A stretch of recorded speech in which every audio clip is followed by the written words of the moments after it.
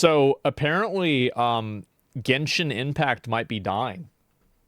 All your waifus are going on YouTube. They're going into the void. A couple of people in my chat were wondering, how is Wuthering Waves doing? How is Zenless Zone Zero doing? How is Honkai Star Rail doing? How is Genshin Impact doing in the state of 2025? And I just kind of wanted to go over some projected analytics of general interest amongst the community on the internet, depending on the region. Yes, there's a lot of addendums, there's a lot of classifications for how this information is to be perceived.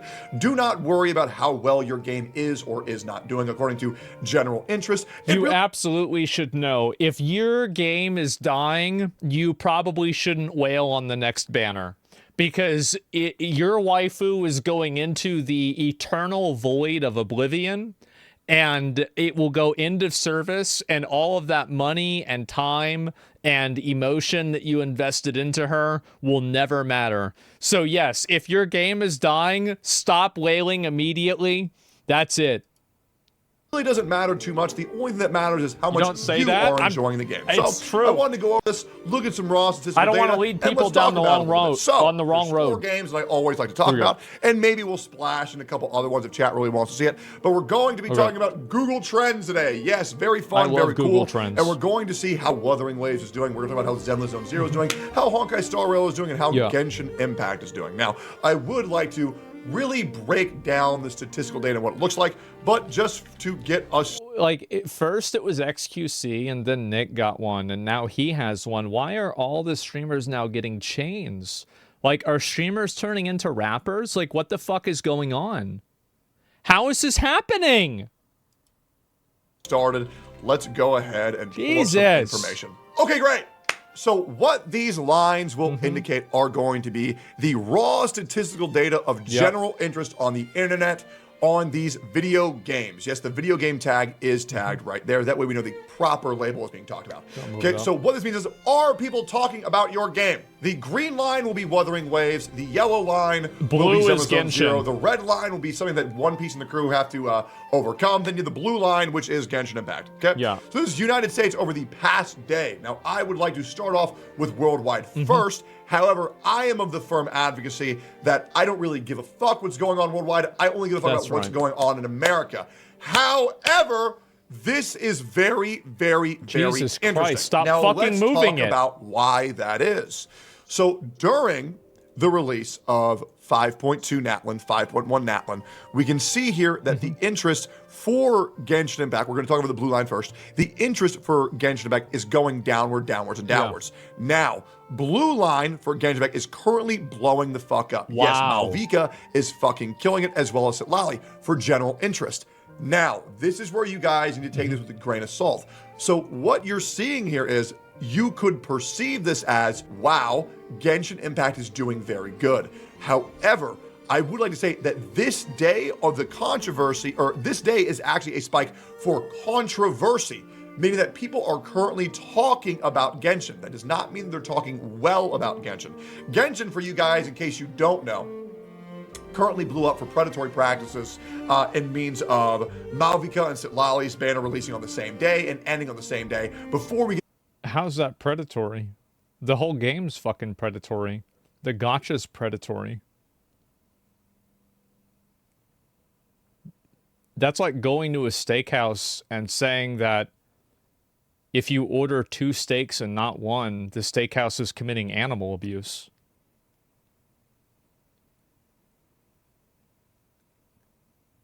What the fuck are we talking about? The reward in the second half of the patch, very not good, as well as the narrow marrow situation blowing up. Proof? Okay, I can show you. This is currently timestamped of proof of this. Hence by the video of... Where do these people come from? Was I wrong about the Genshin Impact content creators? This is obviously talking about the massive controversy that blew up on that day on January 1st and January 2nd about content creators talking about the banner system. The banner system blew up social media, as well as the narrow marrow situation also blowing up and resurfacing once again. So it has been... The entire premise of gacha games is predatory. They're built on gambling. They're built on getting people to spend their money on an uncertain outcome, and they make the characters as emotionally inviting and investing, or they make it as easy as possible to emotionally invest into the characters. So people that are mentally ill or have different weird issues or are lonely are more likely to spend money on them. That's why they're designed that way. That's why every single gacha game basically is a bunch of cute little anime girls. That's because it's the easiest thing to get people with money to get addicted to. So, and I don't even think that's necessarily predatory, but it's something that's done with an intention of taking advantage of a weakness that a person has. So, I don't really, and will you label it immoral? I think that any gambling is immoral. Now, I think that if you want to do it, that's fine. But it is, I think it's fundamentally, why promote it? Well, because I don't care. I mean, like, what the fuck? Like, if people are going to spend their money on it, that's fine. But, like, here's the way I look at it. If you go to, again, if you go to a steakhouse, you better be prepared to eat a steak. And if you go to a gacha game, you go to the dick house, be prepared to eat dicks.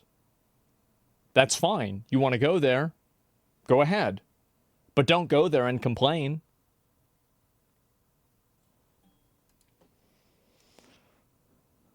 What was that? Parasocial weirdos? Poor spot for it as far as your public stream is perception, emotionally PR-wise manipulating has them. gone. Good. However, there are a lot of people who are working. also excited about 5.2. So this can be a pros and a cons. If this was good for the game, we will know in about a month. We will see if this this trajectory continues to go upwards or downwards. Yeah. Currently, it is on a good U pattern. So for Genshin, as far as general interest goes, it is on a good upward trend.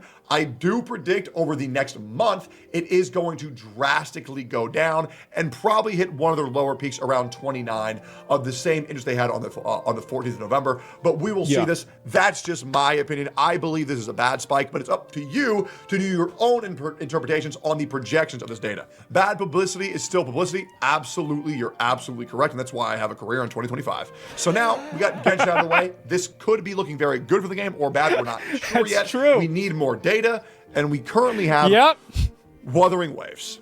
We're going to get Genshin Impact off this list now because we've kind of talked about it, we've kind of addressed it, and now I really want to laser in on these games. Now, this data is very, very, very interesting. And the reason why this is because Wuthering Waves spiked, and it spiked hard. It was a massive update. It spiked hard, overtaking Zenless Zone Zero and Honkai Star Rail dominantly.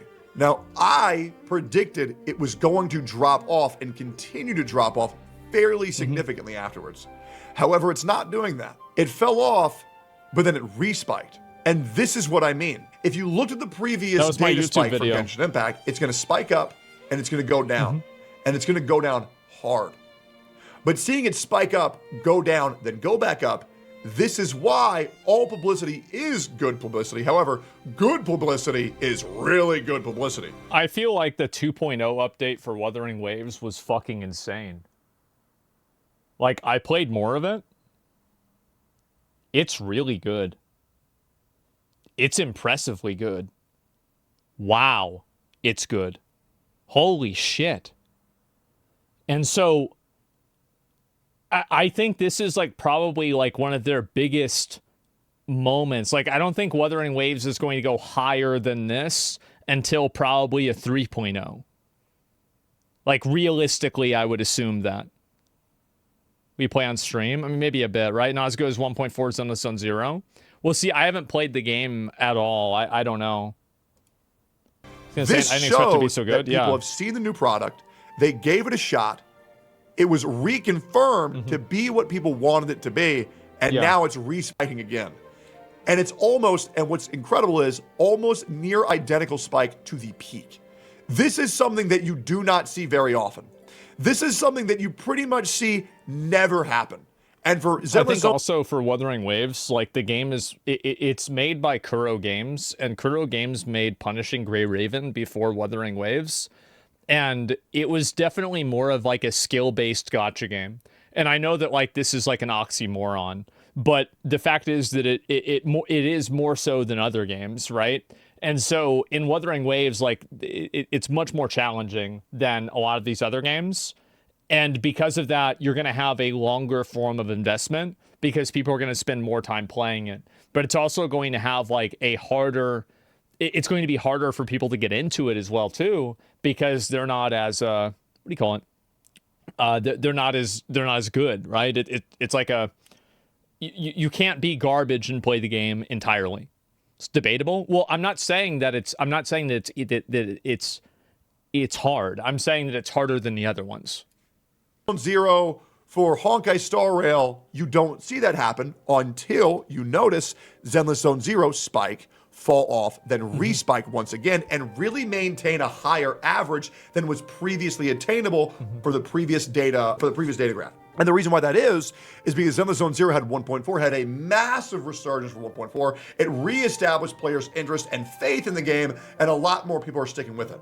Zenless Zone Zero and Wuthering Waves both are in a great spot. Honkai Star Rail is obviously something to worry about because Honkai Star Rail previously was a lot larger and would dumpster Wuthering Waves and would dumpster Zenless Zone Zero.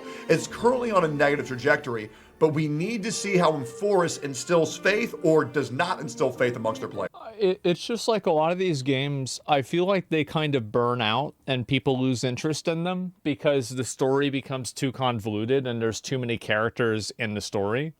And it becomes complicated or confusing for players. And I think also, like, the more that, like, a game like this, Star Rail 3.0 is going to come out, yeah, that's going to be really, really, really big. But I think that with gacha games, people are always looking for the new gacha game because there's no FOMO with a new gacha game because everybody's playing and starting at the same point. So, like, for example, there's a barrier to entry with Genshin for me where, like, I don't want to play Genshin in some ways because I don't have Hu Tao, right?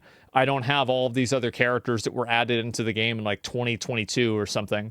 And so, like, yeah, you can wait for like return banners, but at the same time, it's like now you're like trying to get two characters at the same time. It's more farming or more money either way. And so I think that's a huge factor for people. Here's what I want to say. Wuthering Waves has experienced something astronomical to where the faith in the players and the devs have pretty much never seen anything like this spike, fall, and resurge of this calendar. We have not seen this in all of Wuthering Waves. You can tell this by the previous patch as well. Spike, fall off, nobody gives a shit, right?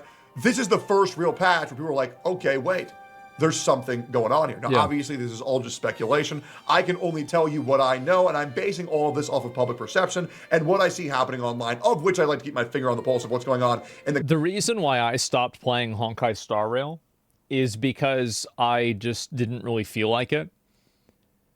And I kind of hit a ceiling in the game. Like, that's usually what happens with me whenever I play a game like this, is that I'll hit a ceiling in the game.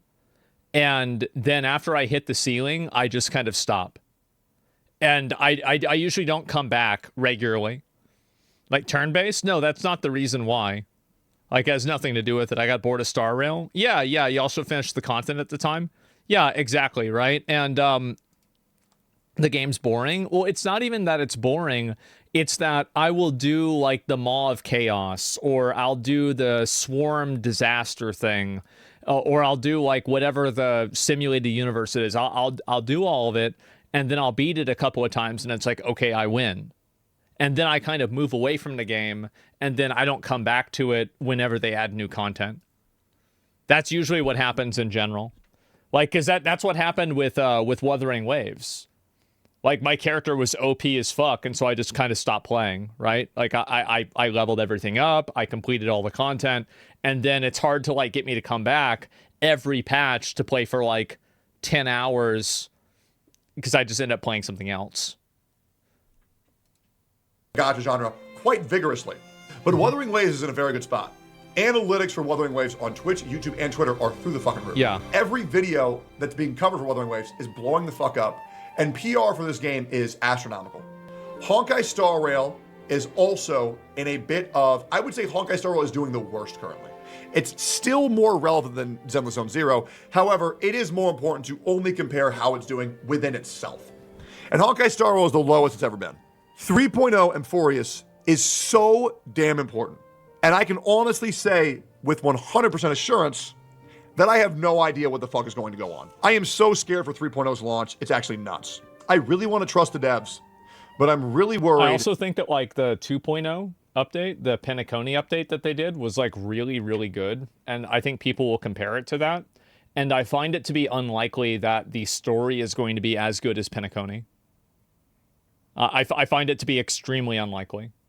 Just, I mean, because it's really, really good, right? I like maybe that's going to happen. 3.0 has 8 banners. Yeah, but like here's the problem is that if you have 8 banners, players get overwhelmed and they don't know what to do. So you get into something, and this is true, like if you guys ever done like any online marketing or online sales, you put a consumer into a position of decision paralysis where the person doesn't know, like, should I get this, that, or the other thing? And so they don't know what to do. And like, oh my God. And then they just don't do anything, right? Analysis paralysis, exactly. And so that's why a lot of like merchandise drops, like you could release 40 products, but you only release 8 or like, 15 because you want to avoid creating that psychological effect. That the game is going to continue to fall victim to power creep, bullet sponge boss fights, and yapping story quest. But I'm hoping, I wonder, because I love Honkai Star Rail, I wonder if that's going to happen. They get their shit together for 3.0 and really deliver a good product. I will probably make a follow-up video on the analytics on that as soon as I can. Zenless Zone Zero has done a great job as well of reestablishing player interest and player faith. These graphs are very good for ZZZ and Wuwa. For Genshin, it's a wait I think that's definitely for Honkai true. Star Rail. Like, I mean, like I've heard only good things about Zenless Zone Zero ever since the release. Like it does seem like they've improved the game a lot from when I originally played it. Because when I originally played it, I couldn't even finish it. Like it was just so bad. I couldn't even finish the game, man. It's crazy. It's a wait and see. But for right now, things are really up in the air. I would bet money that surely now Wuthering Waves is going to fall off in interest.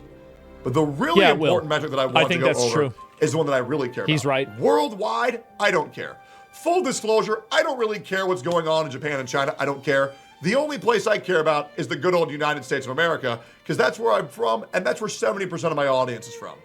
I do think it does matter, because like you're gonna have people like it'll give you an indicator, because if a game isn't doing well in its home country, the chances of it being successful or being continued is like very low. I think a good example of this is like Blue Protocol, where like Blue Protocol didn't even it didn't even come out in the so Concord, they had to do a post-birth abortion. Blue Protocol just got aborted. Like they were like, yeah, cut it, shut it down. Like we're not going to do this because it was already bad. It only matters in China anyway since the start. Yeah, in China, that's where it really matters. How it's doing in the US. It's pretty much fucking identical. ZZZ really, really doing a great job of not having any significant fall off on any like immediate people action. are invested into that game. I'm shocked. Also fucking nuts. I want to get rid of Genshin Impact here. Genshin Impact is also doing great in the US. This is very interesting. It also shows that Honkai Star Rail is doing far better in the US. Well, it's because fat, lazy Americans can't press buttons. So Zenless Zone Zero and Wuthering Waves requires you to like have reaction time and to respond to things. But like in Honkai Star Rail, you can just do autoplay. And so you can have like all of the fat Walmart, McDonald's, comatose, fucking sitting in their mobility scooter, not because they're disabled, but because they're 450 pounds.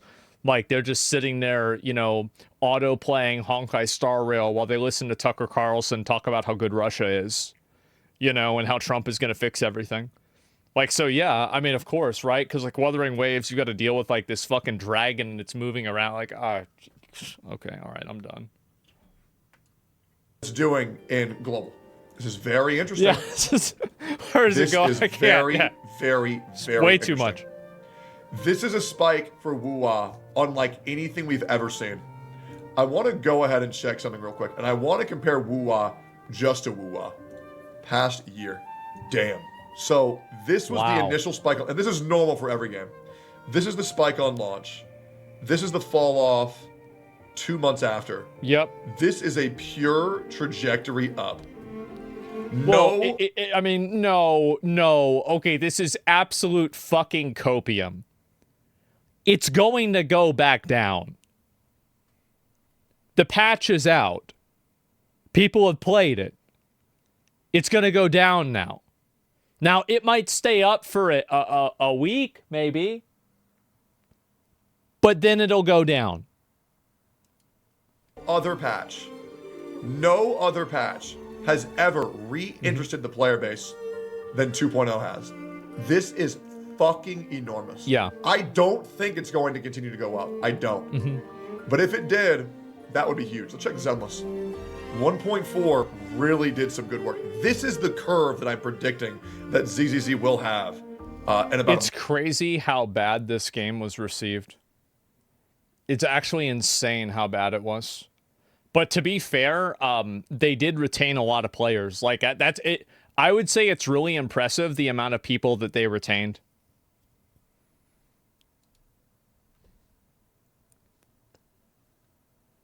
month or two.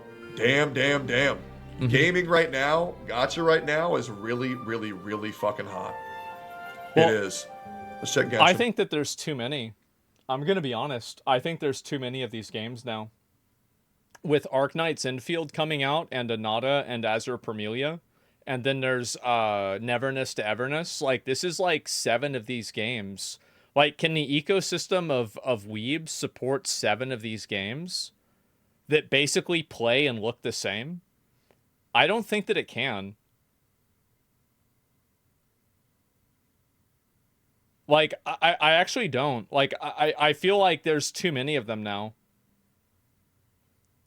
Nopers, they'll never die. Well, like, what I'm saying is that each one of these games, like, so there's a total market, there's like a market cap of gacha addicted waifu collectors, right? And you can make this market cap a bit bigger. But for the most part, it's a static amount of people. Because none of these games, like, I would say Wuthering Waves was like a little bit innovative with like how they had like some Dark Souls type mechanics and design. And like, but like with like maybe like Azure Permelia, like some PAL World people might play it. But there's not enough. It's not enough to where like this is a totally new experience that is going to draw in a new audience. Like, these are all going to be like Venn diagrams of each other, and they're all inside of the same ecosystem.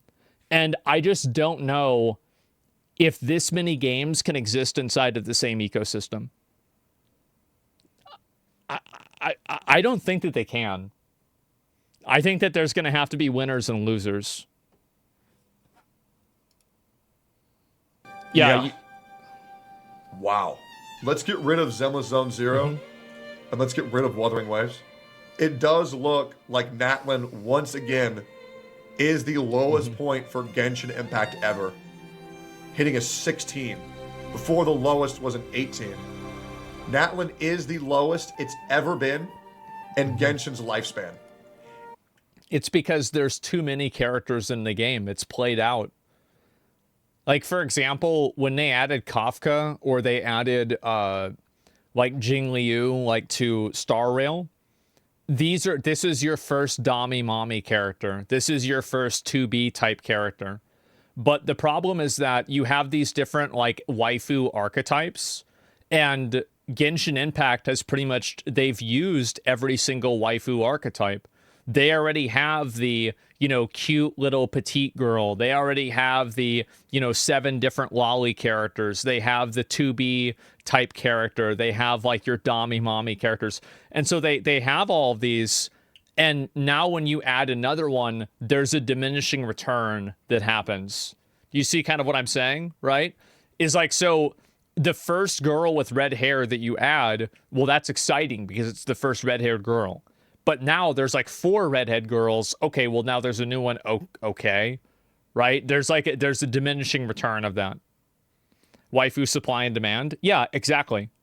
And I think people don't understand that it's not so unique anymore. Yeah. It's hitting a spike right now, but I'm going to predict the next 2 months, we're going to hit a new rock bottom for Genshin. I do. I really do think that. I would assume that to be true as well. Star Rail, let's check, is also the lowest it's ever been since launch. Damn. Yep. Once again, I would like to restate that all of this is just merely projections on general interest. It doesn't really mean too much, but I do find it... Somebody said in chat, and you're completely fucking right, actual hoflation. That is actually the problem that these gacha games have, is unironic hoflation. That there's so many of them, and there's so many of the appeals that are overlapped by each other, that it's like you're not really getting as much, like, she's not special to you anymore because there's 4 others that basically look the same. Compelling enough to talk about and also gauge public interest of the public, as well as what's very important to me, my community. Guys, how are you feeling about Genshin? How are you feeling about Honkai Star Rail? How are you feeling about Zenless? How are you feeling about Wuwa? Leave me a comment on this video, giving all of them your ratings out of 10. I would love to know what you guys think, and leave me as much feedback on why you feel like each game. And like a good example of this is like Firefly and Honkai Star Rail, is that they've now added in your pathetic waifu for all of these super low self-esteem femboys that get intimidated by any girl that's over 5'3". And like Firefly, and like in the Chinese version, she text messages you and, you know, all of this stuff. Well, now if they add in a new pathetic, you know, diminutive, demure waifu, well, now you'd be cheating on Firefly. That's the hoflation that I'm talking about. Deserve that number. A little bit of homework. Hope you enjoyed. How do you feel about the future of games? Let's talk about it. Appreciate you guys. Thank you for liking, commenting, subscribing, and hitting the bell for all notifications. No, I'm serious. And I'll see you next time. Peace. See, y'all think y'all are laughing. I'm not laughing. It's not funny. Like, it's not a joke. Like, I don't know what there's no joke here. Like, it's just how it is. Games for creepers? Well, you can think whatever you want about the game. Like, I'm not trying to say the game is like, I don't think that's really true. There's a lot of people that play the game are like normal, but like, what I'm trying to get at is that, I mean, you look at this graph, like Genshin is still really, really popular, but this game is gonna, it's gonna fall off a lot, I think, and it already kind of has, and it's gonna keep doing that. And that's why every single time that there's like a new gacha, like, you know, Nikkei comes out, or girls, do you think the upcoming gacha like Anata will make a difference? I think that every single one of these games, like, they're fun games and I'll play them because, like, again, I'm a gameplay Andy. If gameplay in a game is good, I'll play the game. If gameplay is bad, I won't play the game. That's literally the only thing that, like, really at the end of the day matters to me. And so, like, I don't care. Like, you can have as many trans characters. You can have the game be pay to win. You can have it have bad graphics. Like, if the game is playable and it plays well, then I will play the game. Imagine that. And so, basically, kind of based. No, that's just how it is. And that's why I don't play a lot of other gacha games, because they're fucking garbage. And so, and they're just not. It's not fun gameplay. Anata said they might not end up being a gacha game. Well, I don't know if they will or not, but the point is that all of these games, like Anata has, like, you know, the Spider-Man type gameplay with like more of like a social atmosphere.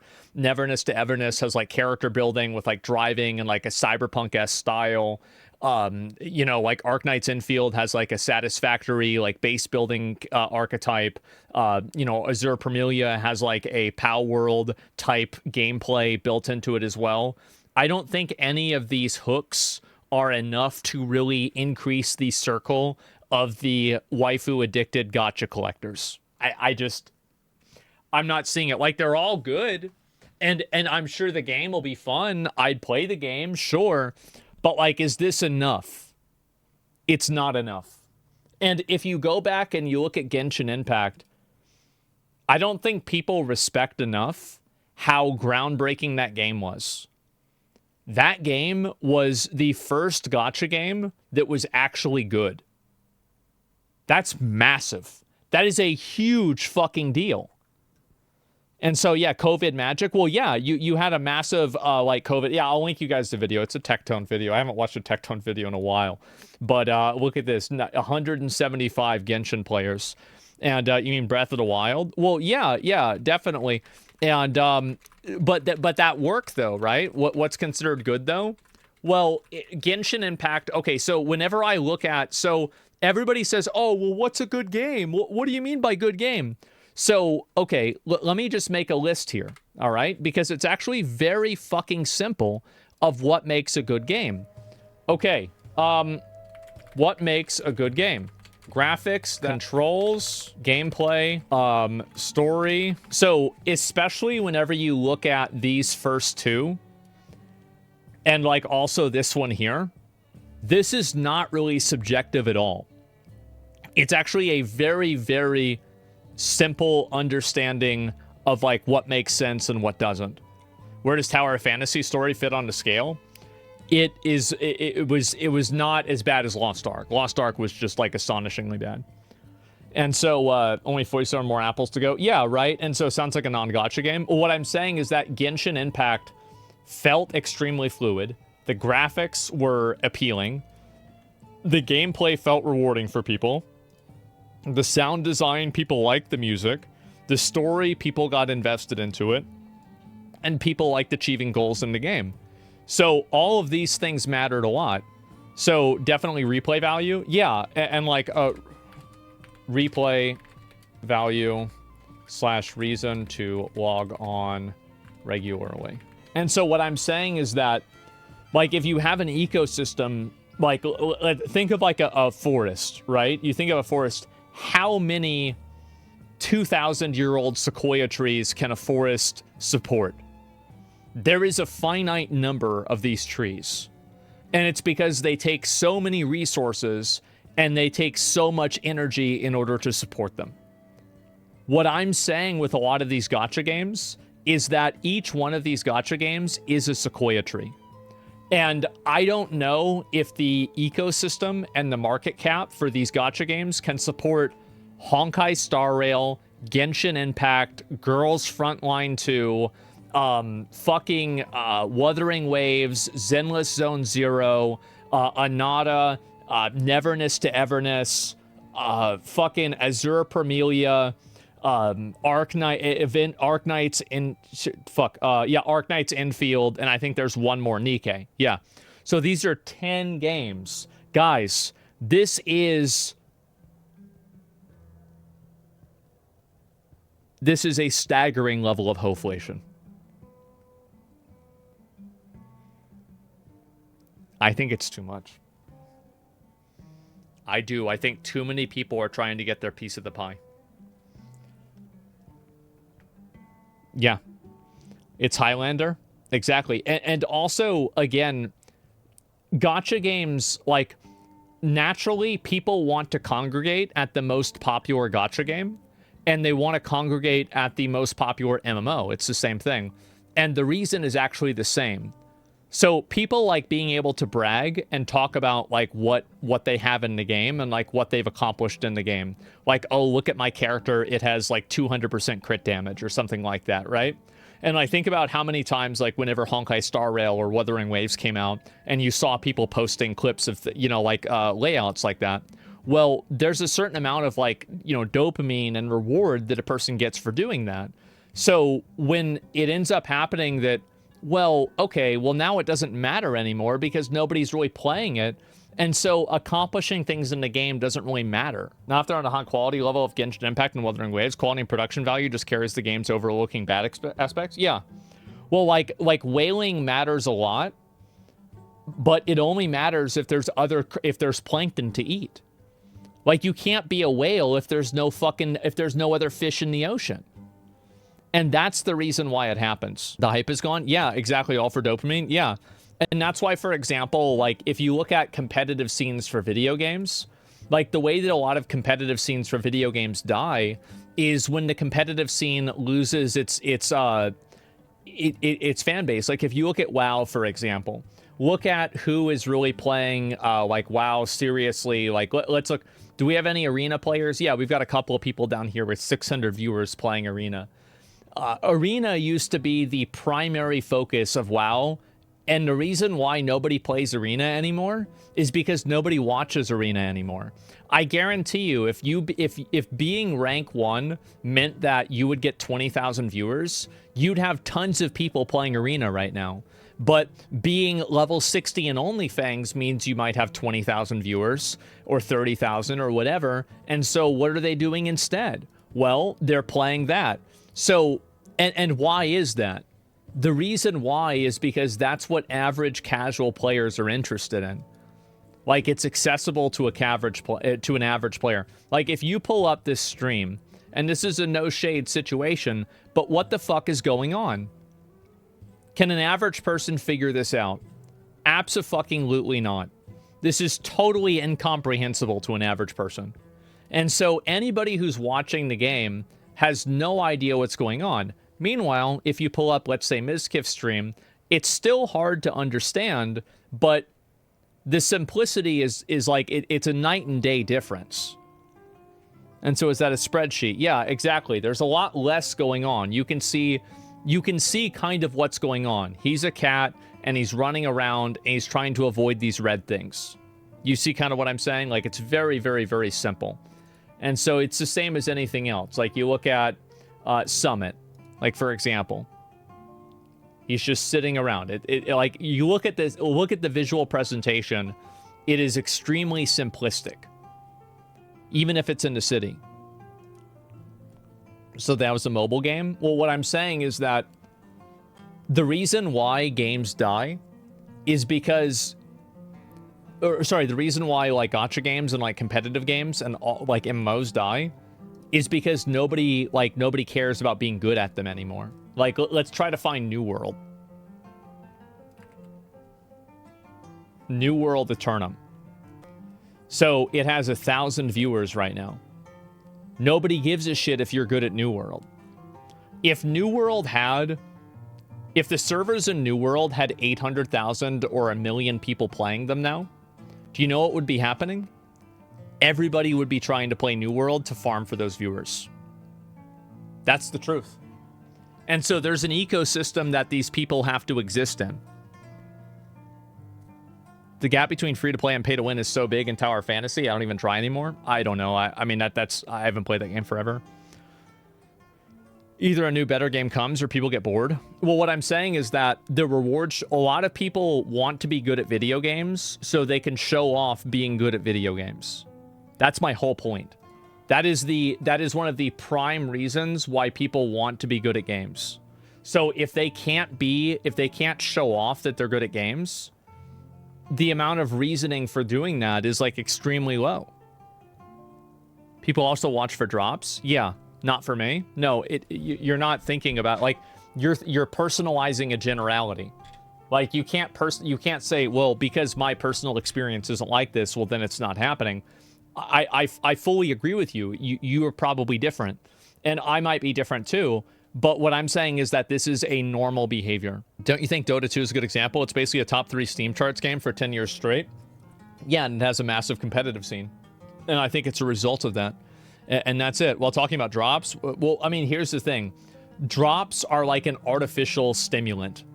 So, like, if a video game has drops, that's going to cause more people to watch a category. Like, I know Tarkov has this a lot. Looks like there's not any drops going on for Tarkov or anything like that. But in general, like, of course that's going to happen, but people aren't watching for the gameplay. And even games that have... So here's the thing. Do you want to know the reason why I had, like, 450,000 people? Like, I remember, like, the month that Lost Ark came out, I had, like, an average viewer count over 100,000, right? It was crazy. And the reason why is because of the drops. Like, that's the main reason. Like, yeah, I think the streams were good, and, you know, like, I'm a popular streamer, sure. But the biggest reason was because of the fucking drops. And so the reason why I got that many viewers is because there were all those people looking to get the drops. That's the reason why. And so if you have a dead game and nobody cares about the drops, well, then there you go. It's over. And PoE popped off too. Yeah, I wouldn't have had 200,000 viewers if they didn't have the drops on. Like, that's just the way it is. People in CS usually watch for your skill. It might be the only exception, though. Yes, but people only appreciate skill in a game that they appreciate themselves. If people no longer appreciate the game, they no longer appreciate the skill in the game. That's my whole point. So that's basically, like, there's an ecosystem that people that are competitive players exist in. And I think this is also an ecosystem that streamers exist in as well. Who cares about Overwatch talent? Well, I don't know. Did you finish Wuthering Waves 2.0 story? No. No, I didn't really. I haven't yet. Like I got to the point where you fight the sentry robot, and then I stopped. That was like yesterday. I was gonna play more of it today. I'll probably do that later on. I don't really know, but I think that's generally what's happened. And very true. Nobody wants to be good at a game that nobody cares about. Exactly. Well, like I've said this before, right? And like it's kind of like a meme that I've said this like a couple of times. But if you're a young buck and you're like a 19-year-old guy and you're looking to be the next big esports guy, right? You want to be the next big Metroid Prime's up. That's probably because game's done quick, I'm assuming. Yeah. You want to be the next esports Andy. You want to be this big content creator. You want to be the person that like everybody is going to watch for esports. Well, guess what's going to happen? You're not going to play World of Warcraft. You're not going to get a whole lot of Discord kittens playing WoW. But if you play Valorant, you will. That's the truth. And so, like, if you're a young guy and you want to invest, like, you have 10,000 hours of, like, prime time of you being at, like, your physical peak, being really good at video games, and you want to be competitive at one video game, and you want that to matter a lot, why the fuck would you pick a video game that nobody cares about? What's a Discord kitten? Oh, I see. You're probably over 30 years old as well. It doesn't matter. Like, you're going to pick Marvel Rivals. You're going to pick, League of Legends. You're going to pick Fortnite. You're going to pick Valorant. And if you look at all the top players for these games, they're all very young. I mean, there's exceptions, of course, but there's a rule for a reason. Do you think that WoW can be brought back, or has its heyday come and gone? WoW is it's a known entity that's been defined. There's not going to be a point where WoW grows any more than it already has. That's just about it. Yeah, like that's it. It's and also it's not what's a disc. Okay, Jesus Christ. Oh God. Well, anyway, I mean, the world's a very different place nowadays. Let's just say that. So, yeah, I think that's the case with a lot of games, right? Soon-to-be streamer starting out, playing Pong isn't a good idea. No, it's not. And how do you stay entertained playing games? I'm only asking because I get bored with everything. Well, then stop playing if you're bored. Just a question, what's the average age of your viewers? If I was going to... the average age of my viewers is probably 28 or 29. Like, if you want one number, 28 or 29. My viewers are a lot older. And, yeah, that's about it. I'm 40. Yeah, no, there's older guys that watch and they move that average up. But I think that's basically it.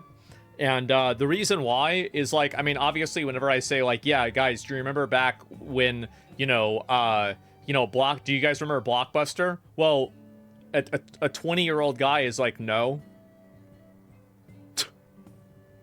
No, I don't remember Blockbuster. Do you remember back when they had the Beanie Babies with Happy Meals in, like, 1997?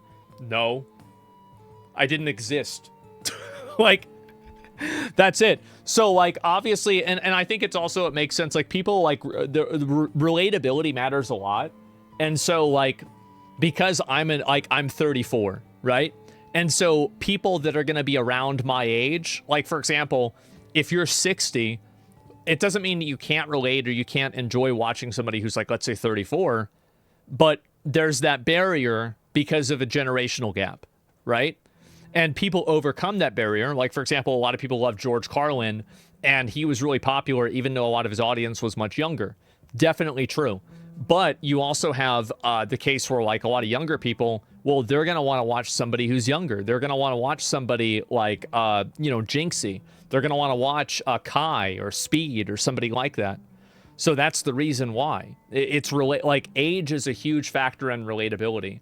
Like, I remember whenever I was a senior in high school, I was like 17, and, I would talk to somebody who was 20, and it was like, I felt like I had less in common with them than right now if I had a conversation with a person who was 50. Like, totally different universe, totally different life, totally different world, right? Night and day difference. And so, that's a huge thing. And so, like, if you're a high schooler, Wikipedia says you're 35. Wikipedia is going to say, like, people edit that, put whatever the fuck they want in that. Like, I don't know what the fuck that is. But yeah. And I love Kai's stream. It's the only stream I'm willing to pay for. Well, I'm glad you like it, right? But there you go. It's insane when you're 30 and interact with 20 to 50-year-old people. Yeah, definitely, right? But I'm just saying in general. By the way, the NVIDIA thing is going to be in an hour, maybe 40 minutes of waiting, then an hour or so of streaming. So today, I wish that was the case. I've got to go do some shit in a little while. So I'm not going to be able to stream it. I'm going to have to react to it tomorrow. It's an unfortunate thing. Yeah, that's it. But I know. And also it's almost 3 hours. Like I'm not going to sit around for 3 hours waiting for the NVIDIA stuff. So like we're not talking about it being in like 40 minutes or like, you know, anything like that. Because I would have done that if that was the case. So yeah. Sucks to be first Immortals then? Oh yeah, sure, right? But like Wuthering Waves in the meantime, I can show people kind of where I'm, you know, where I'm at in the game maybe, but like I'm not gonna fuck around with it too much. The WoW is doing well on Twitch kind of always. Yeah, well WoW is also like a lot of Twitch viewers came from WoW because like WoW was like the original Twitch game, right? Like you look at, for example, if you think about a lot of the big streamers either played WoW or, you know, like there's very, very small subset of people that didn't.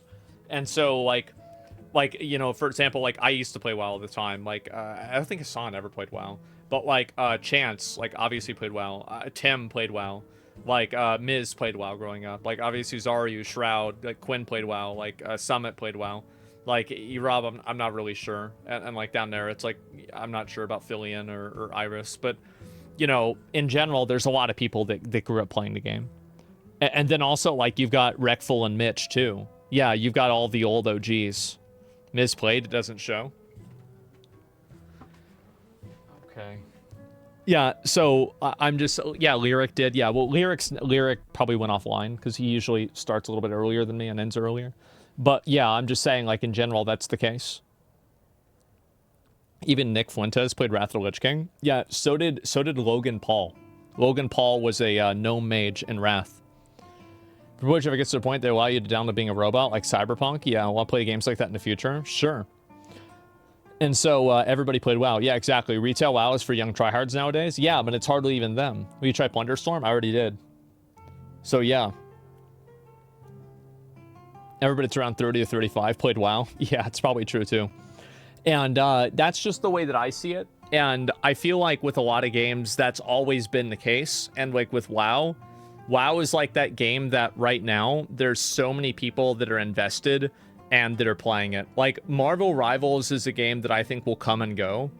I don't know if Marvel Rivals has the staying power of Overwatch. Like Overwatch was really popular for like so many years. I don't know if Marvel Rivals has that staying power. And if you had to ask me yes or no, I would say the answer is actually no. Doesn't mean that I can't enjoy the time that I'm playing it, but I don't think it's going to maybe be around in like, you know, 2 years. But I could be wrong. Most Overwatch pros and streamers say Overwatch 2 is trash compared to it. Yeah, but it doesn't matter whether Overwatch pros and streamers say that. If they like Marvel Rivals more, but their viewers aren't watching it and they want to watch Overwatch, they'll go back to playing Overwatch. Because their job is being a streamer, not being a video game player. That's just the way it is. Paladin stuck around for a long time? Yeah. You download AOC? No, I didn't, actually. I need to make a hard drive space. Damn, that's deep. It's not deep. It's just true, right? I mean, there you go. Marvel Rivals porn will boost it, like, with Overwatch? Yeah, but, like, I don't think it's going to be as crazy as Overwatch, to be honest. You're forgetting Disney's are involved, and they're going to invest deeply into the creation.